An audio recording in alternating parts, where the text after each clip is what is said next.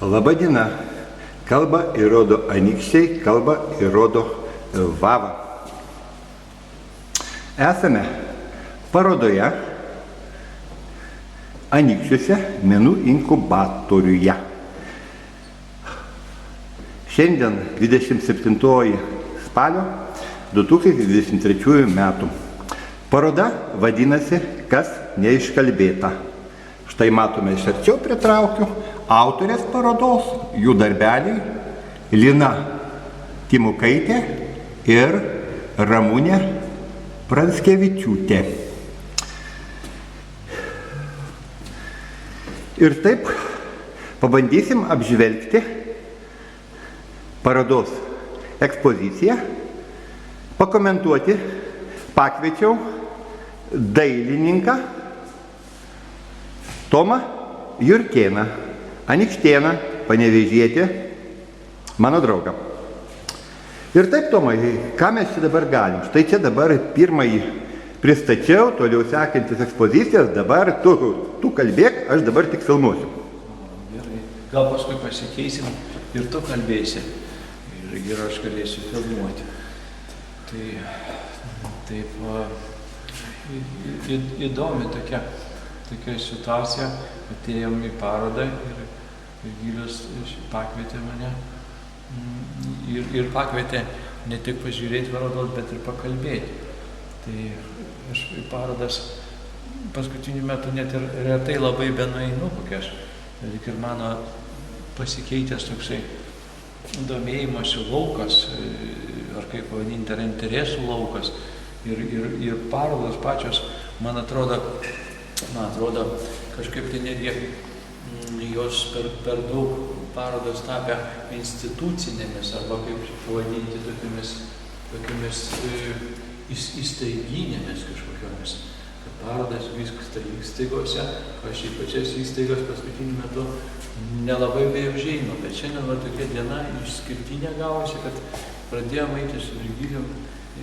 Aš irgi pradėjau, jisai turbūt eina į įstaigas, aš irgi pradėjau šiek tiek eiti kartu šiandien. Tai liktai man koks tai sugrįžimas biškį parodas. Nors buvau aš prieš ne taip senai tokį vadinamą Angelų muziejų, tai ten toksai pažįstamas žmogus dirba, jisai mane pakvietė mes pabūti. Tai vėlgi atsidūriau tokioj idėjai šiandien ir Gilius prašo mane pakomentuoti. Ir aš atėjęs jau suprasdamas, kad jo tuos norus, taip gal ir iš karto imu galvoti, ką aš dabar pasakysiu. Tai tokia įžanga ir pasakiau, kad situacija tokioj situacijai atsidūręs savotiškai nedėkingo iš tikrųjų esu. Nes aš pats dabar įsivaizduoju tokią parodą ir pats irgi kviečiu pas save į dirbtuvę užeiti laisvos atviros durys. Tai, žodžiu, įsivaizduoju labiau tokį kaip ir geresnį variantą, kad ateiti pas žmogų, kuris užsiima kažkokią tai kūrybą į namus, į dirbtuvę ir bendrauti. Ir bendrauti, ir ką jis ten paišo, ir ką jis galvoja.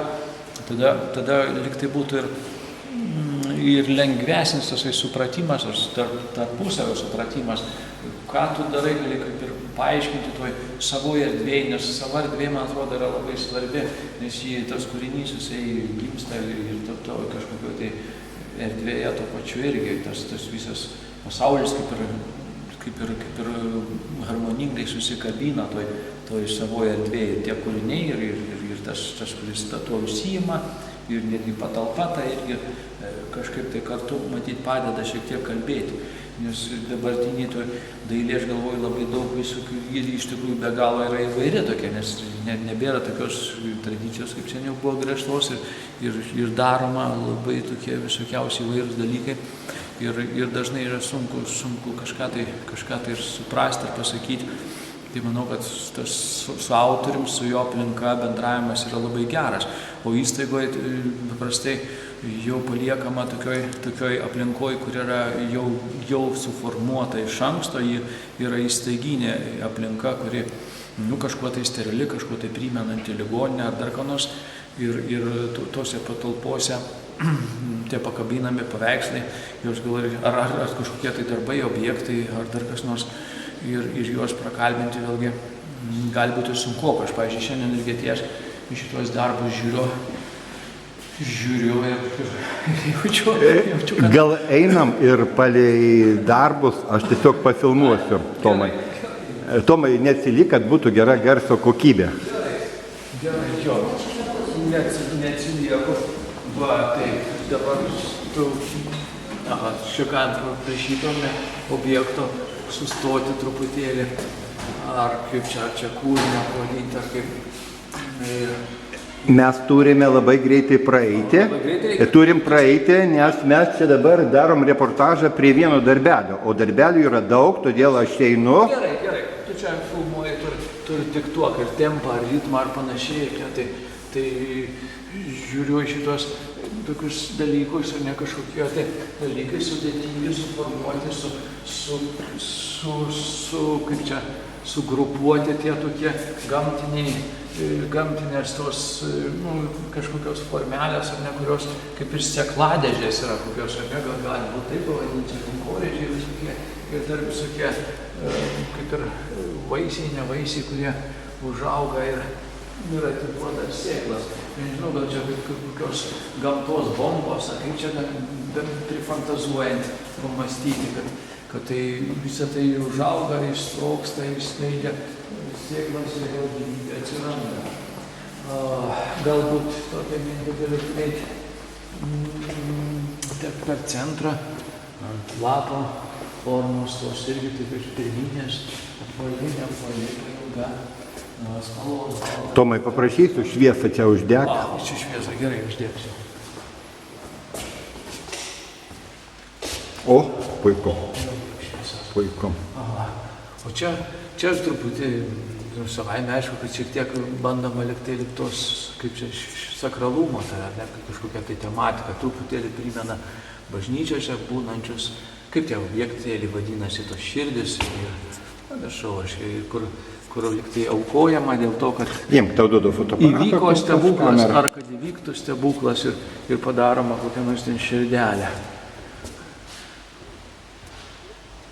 Šitie tokie objektėliai, širdelė, dar viena širdelė su žvaigždelėmis, ar ne? Ir ten akis. Būna rankos dar kokios, ar kojos, kam išgydė ką. Puiku, gerai, toliau filmuok ir kalbėk. Gerai, tai gal tu nori dar kalbėti, kol aš filmuoju, nes jeigu tu padarai kamerą, man iš karto gal biški ir kažkaip tai ir sudėtingiau. Nors, aišku, va čia va akis, ne, čia vėlgi matyti biški su to religiniais dalykais, ne, turi sąsajų. Gerai, Tomai, aš galiu per tave pavaduoti. Gerai. Aha. Taip.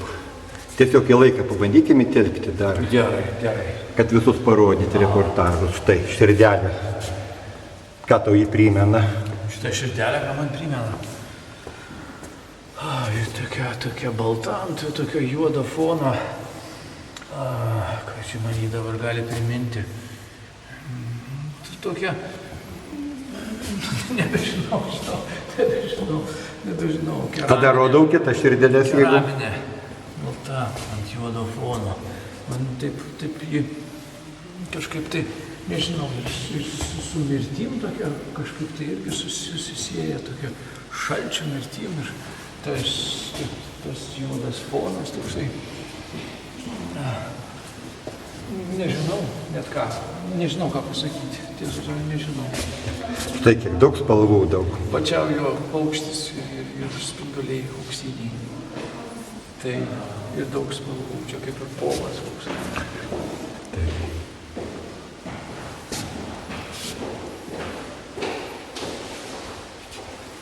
Ir čia toks labai fonas iš kažkokių tai augalėlių. Ir čia paukštis, ar ne, širdelės paukščiai yra uždėti. Čia kaip tasai, kaip sako, liaudį gyvybės medis, ar ne. Širdis ir augalai, bet kodėl po stiklu visą tai? Aš pavadinčiau menininkių fantaziją. Turbūt gražu, fantazuoti yra gražu, kurti yra gražu, susitarti yra gražu. Taip, turbūt, kad taip.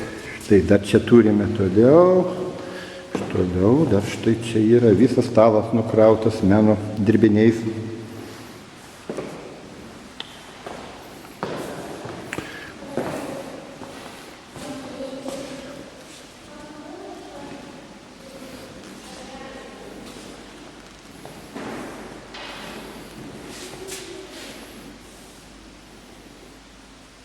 Gražu? Aš nežinau, kaip dėl to gražumo. Na, pavyzdžiui, tu darėtum namuose va tokį objektą, turėjai tokį va daiktą. Ne, pas mane mažai vietos.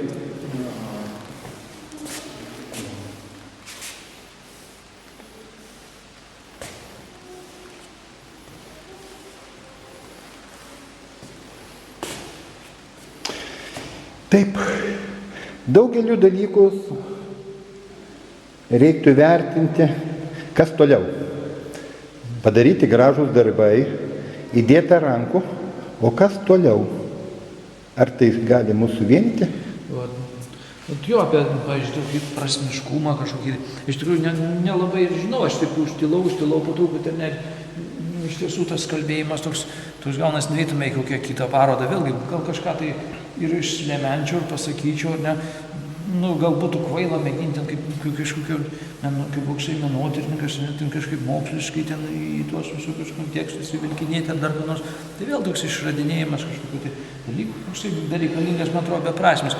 Būtų geriau turbūt su autoriu tų pačių kalbėtis ir kaip man atrodo, kad labai gerai aplinkoji autorius, tiesiog pabūti aplinkoji ir pabendrauti. O čia vat kitaip yra. Miškė.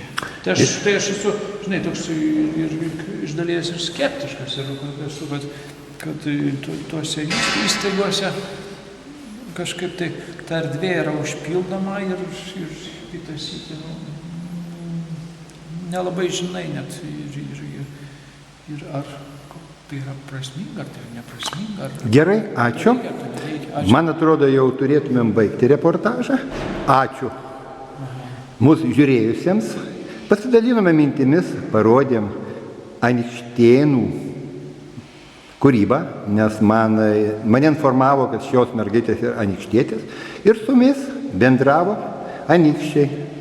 Vava televizija iš Palemonos.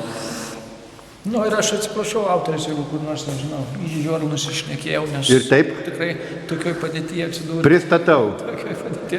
Su jumis bendravo, dar kartą pakartoju, dailininkas, menininkas Tomas Jurkėnas ir